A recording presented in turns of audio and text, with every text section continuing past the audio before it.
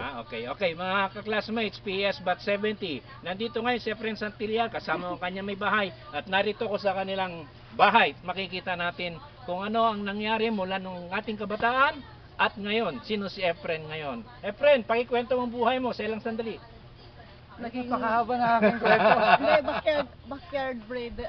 So nasa backyard ako. breeding kayo, ay may mga present. pansabong. Mm-mm. May mga pansabong siya Yan na ang business alagaan. ko. Yan ang maging Okay. business ko.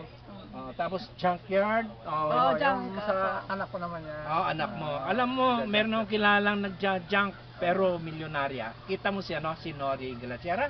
Kaklase natin yun. Nasa Coral. Ay, Nora Galachera. Oo, kaklase natin yun. Big time na siya. Luapit ka doon. Baka yun doon mo pwedeng i-deal yung mga nakakolekta mo. Then, meron naman na kaming mga contact kaya lang. Yung mga iba. Volume lang kami muna. Small volume. Hingi ka ng tulong kay Nori. O sige, bati ka na sa mga kaklase natin. Binabati ko kayo lahat. O sige, mauna na si Mrs. Ah. Attend kayo ha? O Hindi sige, mauna ka Hindi na. naman po ang mga kaklase ni Efren. Okay, Binabati po spokesman na ako. binabati po namin kayong lahat ng magandang araw. Yeah. Yun lang po. O Efrem, salita ka. Nahanap ka nila. Anong grade? Bat 70. Grade 6, Bat 70.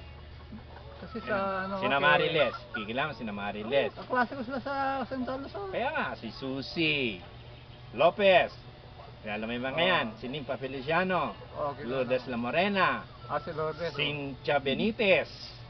Sino pa? Si Cynthia, nasa abroad na yung mga. Bati ka na, bati ka na. Naka-abroad na yung mga yan. Kaya nga, Ay, bati ka na. kinulang kita eh. Bati ka na para hindi na. Marami pa yung mga yan. Oo. No. Bumati ka na para ko. Batiin mo na sila. Kakawin pa ba ako? Hello, tumatanda na ako. Okay, a-attend ka. A-attend ka. Okay, salamat Efren. Thank you. Malaking event ito. Alam mo,